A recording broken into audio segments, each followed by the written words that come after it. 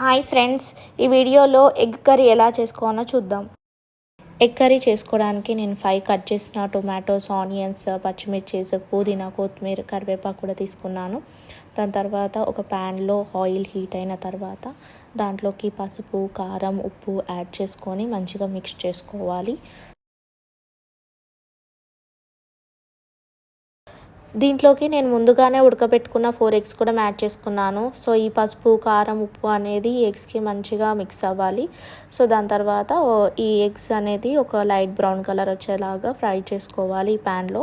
Eggs మంచిగా fry అయిన తర్వాత వాటిని వేరే సపరేట్ బౌల్లో తీసుకొని పక్కన పెట్టేసుకోవాలి. నెక్స్ట్ ఒక కడాయి తీసుకొని దాంట్లోకి తగినంత ఆయిల్ యాడ్ చేసుకున్న తర్వాత వన్స్ ఆయిల్ హీట్ అయిన తర్వాత దాంట్లోకి జీలకర్ర, 2 బగారాకులు, 3 లవంగాలు యాడ్ చేసుకొని దాంట్లోకి కరివేపాకు కూడా యాడ్ చేసుకున్న తర్వాత వన్స్ కలుపుకోవాలి.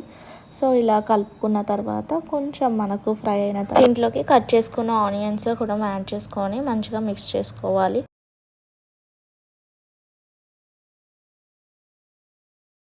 నెక్స్ట్ కట్ చేసుకున్న పచ్చిమిర్చిస్ కూడా యాడ్ చేసుకొని మళ్ళీ ఒకసారి ఇలా మిక్స్ చేసుకోవాలి. సో వన్స్ మిక్స్ చేసుకున్న తర్వాత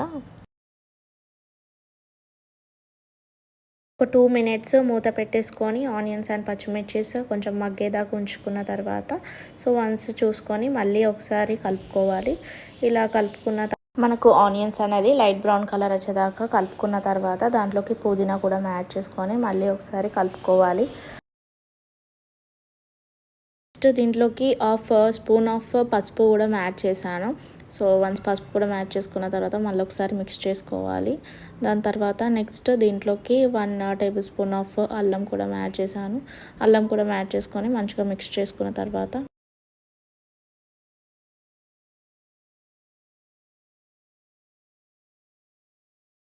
నెక్స్ట్ కట్ చేసుకున్న టొమాటోస్ అన్నీ వేసుకోవాలి. సో అన్నీ వేసుకున్న తర్వాత మళ్ళీ ఒకసారి మంచిగా మిక్స్ చేసుకోవాలి. సో ఇలా మంచిగా మళ్ళీ కలుపుకున్న తర్వాత ఈ ఆనియన్స్, పచ్చిమిర్చీస్, అల్లం అంతా కూడా ఈ టొమాటోస్కి మంచిగా పట్టేలాగా మంచిగా కలుపుకోవాలి ఇలా. సో వన్స్ ఇలా మంచిగా కలుపుకున్న తర్వాత లిడ్ పెట్టేసుకొని ఒక 5 మినిట్స్ టొమాటోస్ అనేది ఉడకనివ్వాలి. సో మధ్యలో చూసుకుంటూ ఉండి ఒక 1 మినిట్ 2 మినిట్స్కి ఒకసారి చూస్తూ ఉండి కలుపుకోవాలి, లేకపోతే కింద అడుగంటిపోతుంది. సో అలా 5 మినిట్స్ నేను టొమాటోస్ కుక్ చేసుకున్నాను.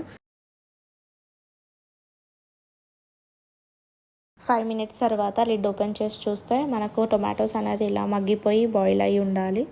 సో మళ్ళీ ఒకసారి కలిపేసుకోవాలి. సో ఇలా కలుపుకున్న తర్వాత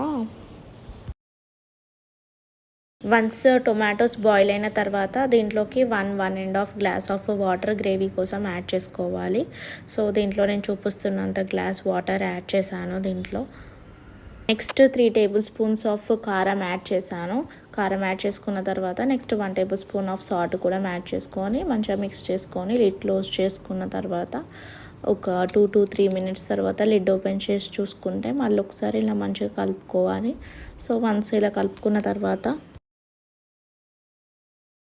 వన్స్ కుక్ అయిన తర్వాత నెక్స్ట్ చూస్తే మనం పక్కన తీసుకున్న 4 ఎగ్స్ కూడా ఇందులో యాడ్ చేసుకోవాలి.